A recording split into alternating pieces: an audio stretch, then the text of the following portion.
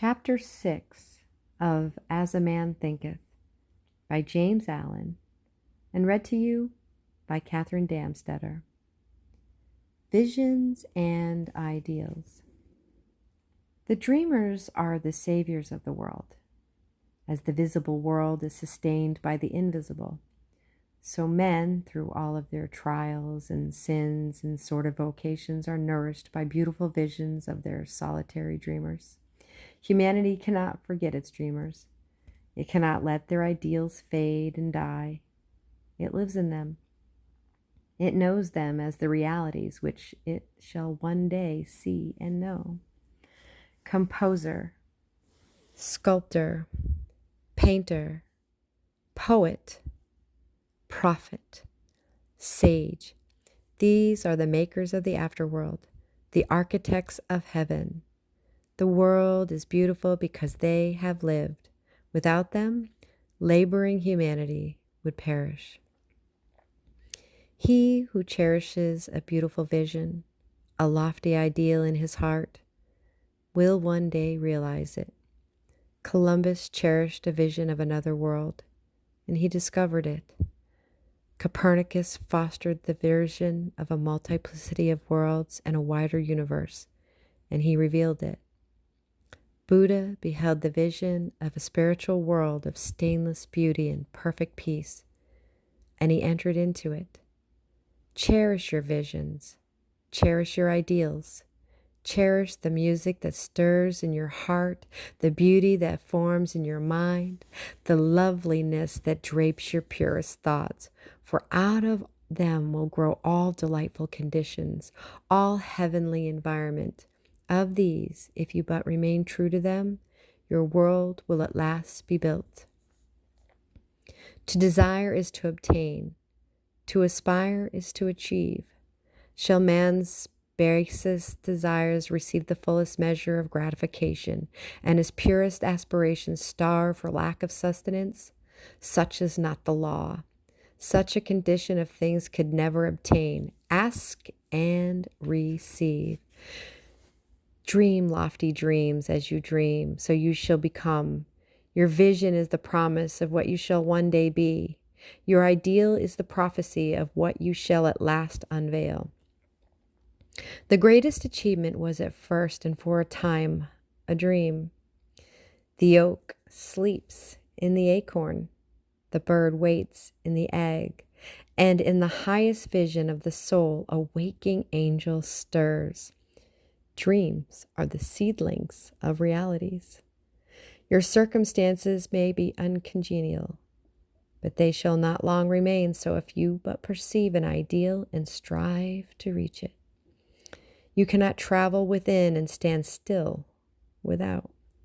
Here is a youth hard pressed by poverty and labor, confined long hours in an unhealthy workshop, unschooled and lacking all the arts of refinement.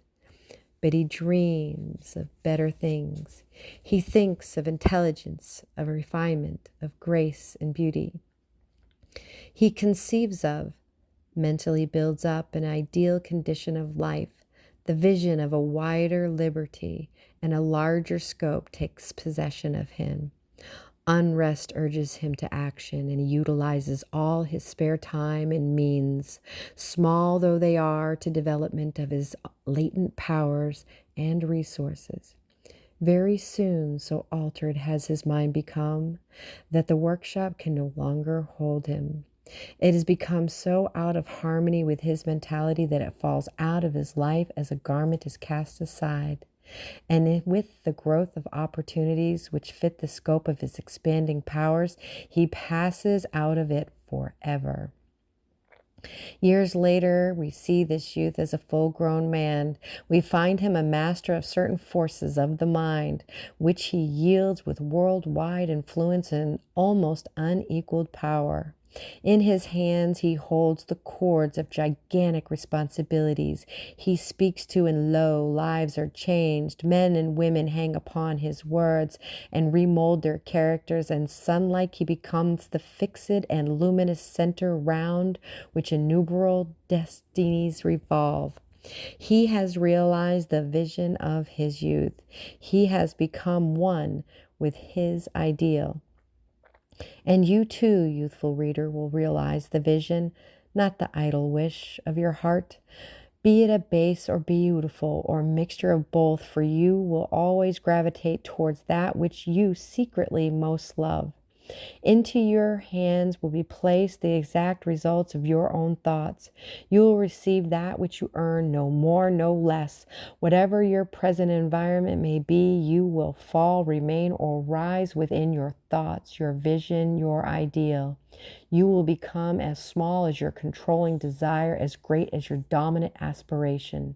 In the beautiful words of Stanton Kirkham Davis, you may be keeping accounts, and presently you shall walk out of the door that for so long has seemed to you the barrier of your ideals, and you shall find yourself before an audience, the pen still behind your ear, the ink stains on your fingers, and then there shall pour out the torrent of your inspiration. You may be driving sheep, and you shall wander to the city, bucolic and open-mouthed, and shall wander under the intrepid guidance of the Spirit into the studio of the Master. And after a time he shall say, I have nothing more to teach you, and now you have become the Master, who did so recently dream of great things while driving sheep.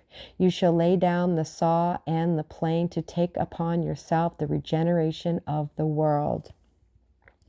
The thoughtless, the ignorant and indolent, seeing only the apparent effects of things and not the things themselves, talk of luck, of fortune and chance. Seeing a man grow rich, they say, how lucky is he. Observing another become intellectual, and they claim how highly favored he is. And noting the saintly character and wide influence of another, they remark how chance aids him at every turn. They do not see the trials and failures and struggles which these men have voluntarily encountered in order to gain their experience, have no knowledge of the sacrifices they have made, of the undaunted efforts they have put forth, of faith they have exercised, that they might have overcome the apparently insurmountable and realized the vision of their heart. They do not know the darkness and the heartaches. They only see the light and joy, and they call it luck. They do not see the long and arduous journey, but only behold the pleasant goal and call it good fortune. Do not understand the process, but only perceive the result and call it chance. In all human affairs there are efforts, and there are results, and the strength of the effort is the measure of the result. Chance is not. Gifts, powers, material, intellectual, spiritual possessions are the fruits of effort. They are thoughts completed, objects accomplished, visions realized. The vision that you glorify in your mind, the ideal that you enthrone in your heart, this will build your life by. This you will become.